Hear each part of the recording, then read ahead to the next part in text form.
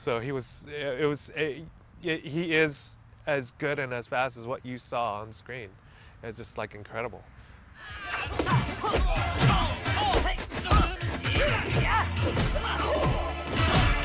How the fights were arranged was there was a main fight choreographer, and I found out it was Brandy Yun from the Yun clan, and he had a group of stuntmen.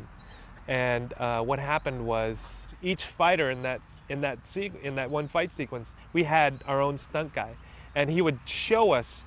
They would take us through stunt reaction hits 101, how to react and how to throw the punch instead of going wide, instead of keeping in close like you would with a normal martial arts punch. So we had to learn. That was really hard to learn in the beginning, because we're like, it's against everything you've learned as a martial artist. But that's what I learned. It was great.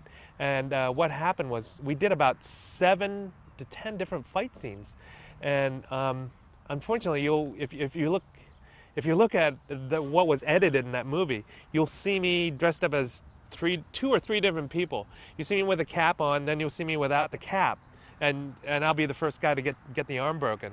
And then, but you'll after that happens, you'll see me as the third guy. Now I think I've got like a stick or a knife, and I'm coming in at Jet again. So it's like we shot like 10 different fight scenes. That was real interesting.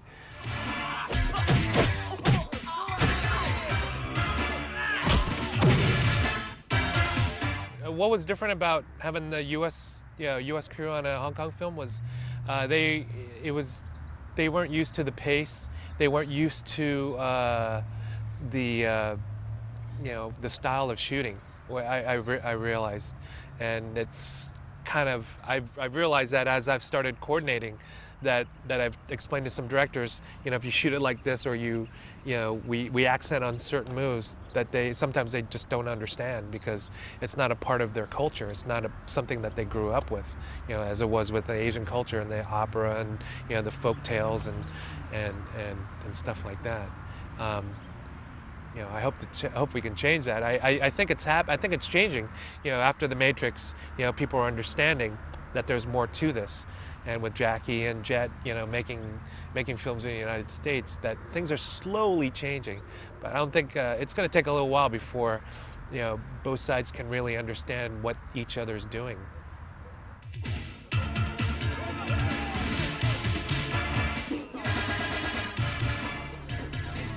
One of the most frightening things that ever happened on set was I almost got killed. It was my first time, on the set of a Hong Kong movie, and at the end, it wasn't anything fighting. It was a car stunt. It wasn't really a car stunt. I was supposed to get in a car, but they forgot to take me along, and I almost got killed because I'll explain you what happened. See, at the end, what happened when Jet beats us all up, we all run away into our cars, and the guy who was driving, we were driving these muscle cars that were really, really loud, and the walkie-talkies we had in there, so the director, could yell cut or action, you couldn't hear it because the engines were so loud, and especially when the door was still open and the windows were rolled down, all you could hear was the engine. You couldn't hear them saying when to cut or whatever.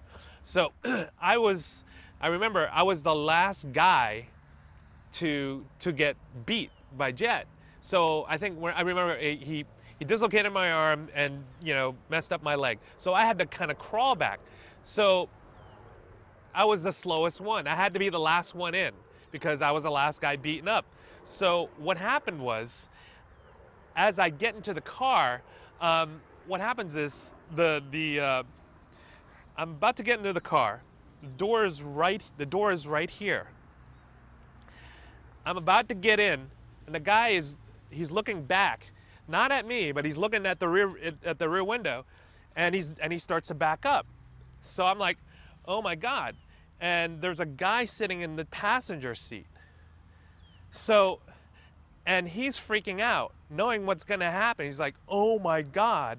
And he's looking at me like, oh man, you're gonna die. So I'm looking at the door, and I'm running alongside the car as he's gunning it.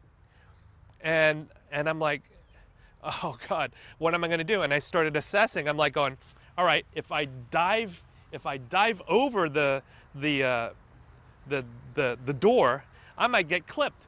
If I dive under, my head might get clipped. So I said, okay, I need to make a decision. You know, one or two, or just keep running. So I decided I'm just going to keep running. So that's what I did. And then finally, when they stopped, if you look at this lot, there's, you know, you couldn't go anywhere. It was just a wall. So he stopped. I was like, oh God, I kind of collapsed. First two people were there was Roberta, the producer, and Jet. They were like, they saw it, and they were like, their faces were like going, oh my God, are you okay? I'm like going, I guess, I guess I'm all right. And then, you know, and Joe Ark was back at the camera. He goes, all right, come on, let's do it, next shot. So I had to go back and do the same thing again. I was like, oh, and this time the guy made sure I was in the car. So that was scary.